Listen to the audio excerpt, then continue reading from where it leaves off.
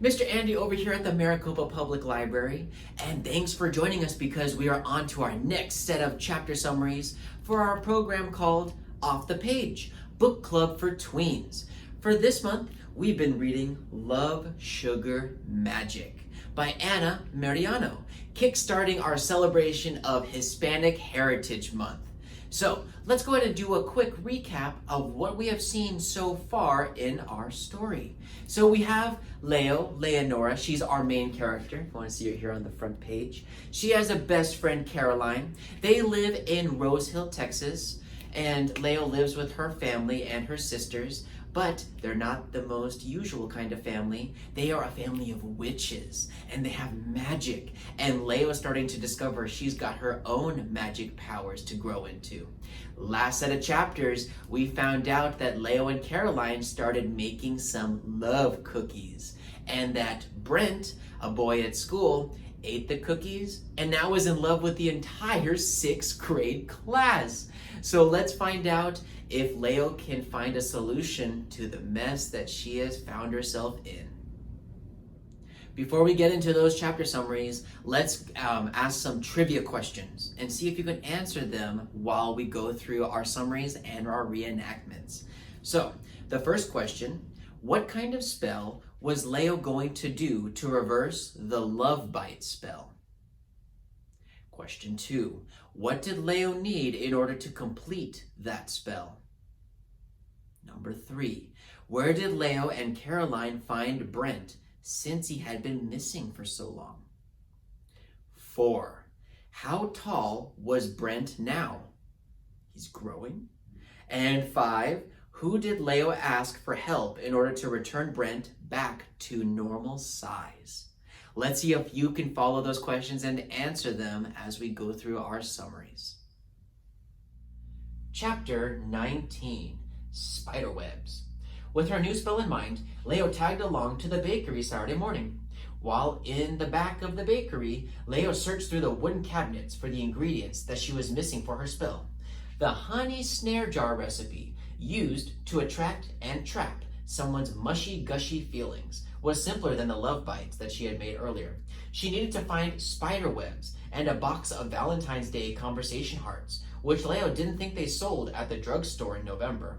The second cabinet contained the candy hearts that Leo needed. Leo grabbed a handful and put them in her pocket. The spider web turned out to be a little trickier. Leo scoured the corners of the bakery floor, but other than scattered specks of dust and flour, she didn't find anything. Leo couldn't imagine Mama putting spiderwebs from the floor into any recipe, no matter how magical. On the top shelf of the last cabinet sat a plastic bag with a gold twist tie around its neck, holding what looked like a stack of very fine lace doilies. It was next to a jar of blue-black feathers and a rolled-up bag labeled Extra Strength, along with some odd-looking dried plants and leaves that practically screamed, "Magic ingredients stored here." Just as Leo almost had her hand on the bag of spiderwebs, Tia Paloma asked Leo if she knew where the vanilla extract was for a recipe. Leo retreated through the swinging doors to the front of the bakery to help Mama packing bags with ginger snaps. When the coast was clear, Leo headed back to the back of the bakery to retrieve the bag of spiderwebs that she saw in the cabinet. Once at the cabinet, Leo felt around the shelf for the bag of spiderwebs. In a panic, Leo swept everything off the shelf into her arms and shoved it in her backpack. The spell was officially ready to cast. Chapter 20, Honey Jar. Brent spent the day in the same lovesick haze as before. If anything, the weekend seemed to have made him worse. After school, Leo went to Caroline's house. When they arrived, Caroline's dad was unpacking boxes in the kitchen. Unfortunately, it was inconvenient. The plan had been to use the kitchen for spell work, but they could hardly concoct a cover-up love spell right in front of Caroline's dad. Caroline told her dad that they were going to do homework in the room. Caroline was going to make some tea to help them concentrate. Caroline asked Leo if she wanted tea and that they also had honey. Safely in Caroline's room, Leo pulled out the recipe book, a glass jar, the bag of spiderwebs, the pocket full of candy hearts, and a tall white candle she borrowed from the dining room drawer. The rest of the mystery items that she had stolen, Leo hid under her bed and would return them to the bakery at a later time. Leo began the spell by blowing into the jar. She also made Caroline blow into it too, since the recipe said that all workers should. After they filled the jar with their breath, Leo propped the white candle up on inside the jar and lit it with the matches that Caroline had. As soon as the candle was lit, the fan in the middle of Caroline's ceiling stopped. It stopped spinning and the light shut off. Leo imagined that she could feel the electricity tingling out of the walls and into her fingers, but it might have just been the excitement of knowing that her magic really worked. The girls watched the candle burn down, purifying the jar, the spell, and their own intentions, according to the recipe. Leo counted out 13 minutes on Caroline's alarm clock, and then she twisted the lid onto the jar and let the flames suffocate while she and Caroline whispered Brent's name 3 times. Brent, Brent, Brent. Then Leo opened the jar back up. Next up, put the candle aside and peeled away one single spiderweb to lay at the bottom of the jar. Next was the honey bottle, which Leo emptied into the jar while concentrating on her memories of Brent's sappy notes, his fight with Emily, his silly serenades. These were the emotions they wanted to trap, and Leo reeled it with the sweetness of the honey and the candy heart she dropped into the jar. The next item was lilac leaves. Caroline was in charge of this item. Caroline's dad had gotten a new bonsai collection, and one of them is a miniature lilac tree. The leaves looked like tiny hearts. Leo took the leaves and dropped them one by one into the jar. When the honey jar trap was set, Leo screwed the lid on tight. The lights flickered back on, and the fan resumed its buzzing hum. Now they had to bury the jar. Leo decided to dig the hole behind the table that held Mr. Campbell's bonsai trees. Leo imagined fairies living under the branches. The recipe stated that the jar needed to stay buried overnight. They would find out if the spell worked in the morning. Brent was not on the school bus the next morning, nor was he in class. What is he doing? Leo volunteered to bring the attendance sheet to the office. Leo noticed that Brent's absence had been marked unexcused, which meant that his mom didn't call the school. Leo passed Caroline a note to meet her in the bathroom. Leo pretended to have a coughing fit and needed to use the water fountain real quick. Caroline joined a few minutes later in the bathroom with her phone. They called 411 to get Brent's phone number. When they called, Mrs. Bayman answered the phone. So Caroline asked for Brent. Mrs. Bayman was frantic, asking who was calling, if they knew something about Brent. In their panic, they hung up the phone. After school, they decided that they would go to Brent's house and find out what's going on. Chapter 21. Gone. When the girls got to Caroline's house, Mr. Campbell informed them that Brent was missing. He had been gone this morning, with no signs of a break-in.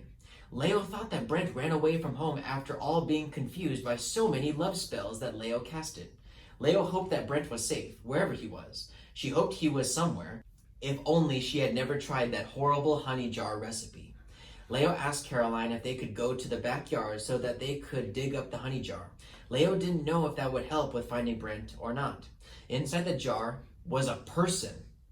A tiny person, no more than 5 inches tall. The person curled up and suspended in the honey, eyes closed and hands folded as if he were enjoying a nice nap. The person was even wearing Spider-Man pajamas. The person, unless Leo's eyes were playing tricks on her, was Brent Bayman. Leo told Caroline that she would call her tonight, that she would get help as she was shoving the jar of dirt and all into her backpack.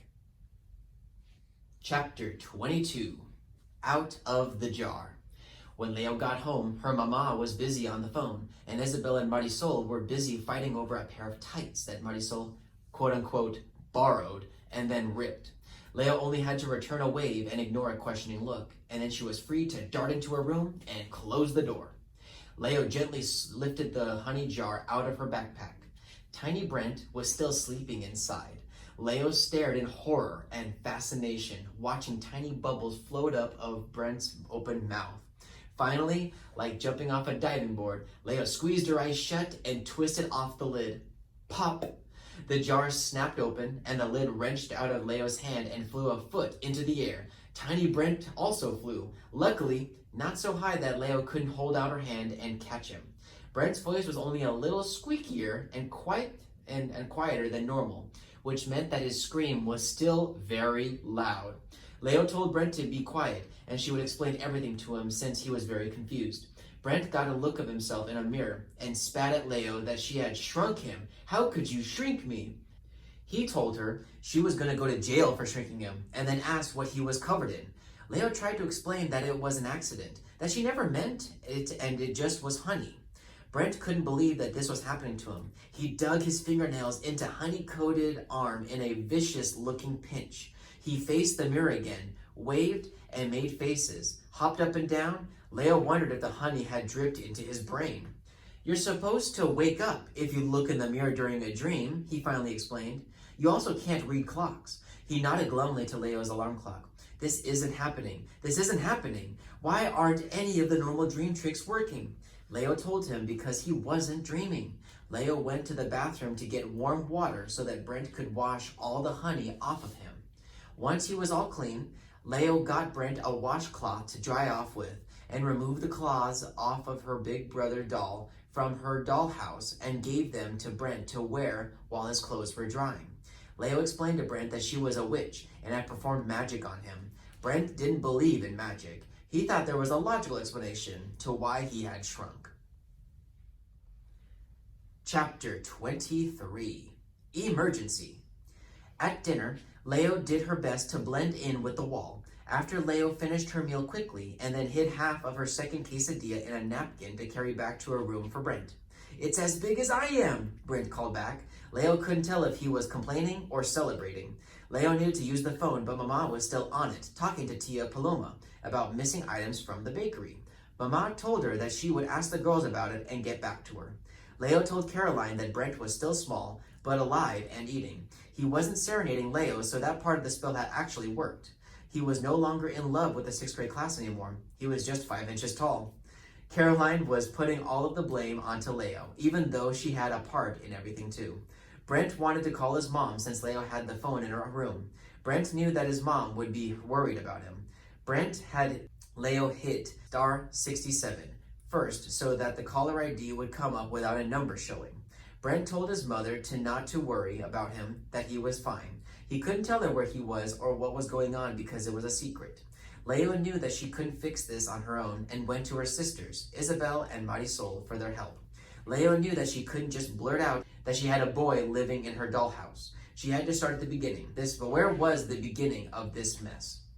Marisol and Isabel were arguing about Mama, accusing them of stealing the special ingredients from the bakery.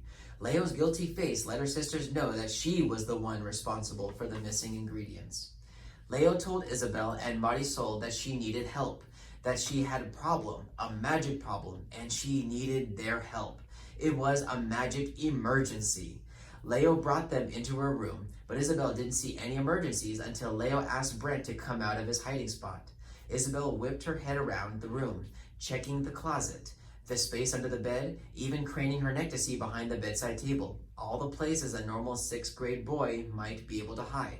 Isabel didn't notice the rustling coming from the dollhouse until Brent's tiny head appeared in the window and his tiny arm waved to attract her eye.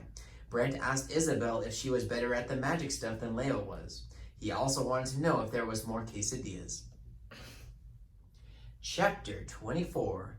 Duel.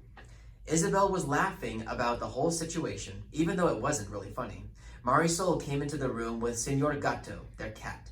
Marisol knew that something like this was going to happen if Isabel kept encouraging Leo. Isabel had nothing to do with this, but was going to help Leo fix it. All three sisters sat on Leo's bed and formed a triangle. Brent was placed in the middle of the triangle. Isabel didn't need Mama's help to fix the spell. The reason that Leo couldn't find an undo spell is because there isn't just one spell that will undo any other spell. All spells have to be unraveled individually, usually by creating some kind of opposite of the original spell. To Brent, this didn't make any sense. Some reactions are irreversible. Everyone knew that. You couldn't unburn toast by putting it into the freezer. The one good thing about being a beginner was that it's easy for your more experienced teachers to undo your spells, so you don't have to worry about creating opposite unraveling spells for every little mistake you make. Isabel was going to show Leo how to do it, but need a piece of string or ribbon first. In Marisol's hand, magically appearing, was a piece of silky red ribbon. Isabel took the ribbon and quickly tied it into a long line of knots, one on top of the other. Isabel then handed the knotted ribbon to Leo. Leo had to tell Isabel and Marisol exactly what happened with both spells and not to leave any detail out. Leo did her best to focus and concentrate so that her story became threads of magic twisting into the knotted ribbon. Isabel took the knotted ribbon back and raised her eyebrows. Isabel could feel Leo's magic through the ribbon and its knots. Isabel closed her eyes, and the knots in her palm melted away, leaving a straight length of red ribbon. When Isabel opened her eyes, Brent was still 5 inches tall. She didn't know what went wrong with the spell. Some reactions, some spells, couldn't be unraveled? Leo had been so relieved to turn everything over to Isabel, to let someone else fix her mess. It never occurred to her it might be unfixable. Right then, the door creaked, and 3 pairs of eyes peeked around the open crack. Oh, wow! Sounds like Leo's really getting into trouble with all the magic she's trying to do. But at least it sounds like she has the support of her sisters. So, let's go ahead and finish off today's episode by answering those trivia questions that we had at the beginning. The first question was, what kind of spell was Leo going to do to reverse the love bite spell? Do you remember the name of the spell? It was the honey snare spell. The other question, what did Leo need in order to complete that spell? She needed candy hearts, spider webs, a glass jar, a candle, and honey, and the breath of the person casting the spell. So that meant Leo and Caroline. Where did Leo and Caroline find Brent since he had been missing? They found him asleep in the glass jar. How tall was Brent now? Do you remember how many inches?